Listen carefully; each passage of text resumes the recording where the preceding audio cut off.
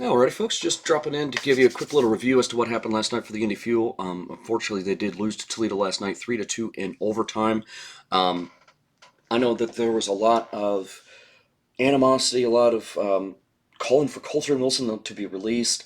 Um, Obviously, that's not going to happen over one mistake that he made. I know that it wasn't his first mistake on the season. I was happy to see the Fuel get a point against Toledo this point in the season. That's always a good thing. Um, Again, that was the first time this season that the Fuel have scored multiple goals at home against Toledo this year.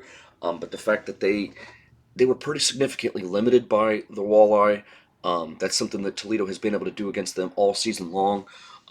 Again, the Fuel were able to hold them to just 25 shots the entire game, but they were held to 23. It was nice to see two of those find the back of the net. It was nice to see Spencer Watson score. He's been kind of on he's kind of up and down. Sometimes he quietly performs. Got his, I believe it was his 15th goal of the season last night. Sometimes he very, very quietly scores, and sometimes it kind of seems like, oh my gosh, it's been forever since he scored, and it really kind of seemed that way this year. But he's actually been pretty steady for the Fuel. His 35th point of the season last night. It was just nice to see Andrew Ballant score. That was actually his first power play goal this season. First time he's gotten a point on the power play this year. We're going to get into that as far as just breaking down power play numbers and things of that nature on Monday. I want to give a little bit more in-depth of a look on the season for the Fuel. But yeah, this is just more of a reaction video as to what happened last night. I thought Zach Driscoll had another really good game. I think that Toledo did a great job of doing exactly what Toledo does. Um, they just kind of muddy things up in the neutral zone is what they do best. They've been doing that ever since the Fuel came into the ECHL in 2014, 2015.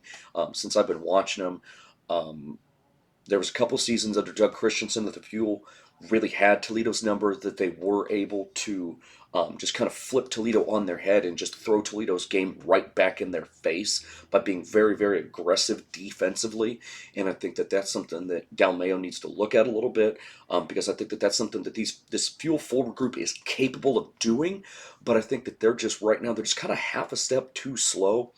And I'm not quite sure what's going on with that. It's not that great to see, but I'm not super concerned about it because I think the other teams that are ahead of the Fuel in the division in terms of Cincinnati and Toledo, um, the Fuel match up relatively well with Cincinnati.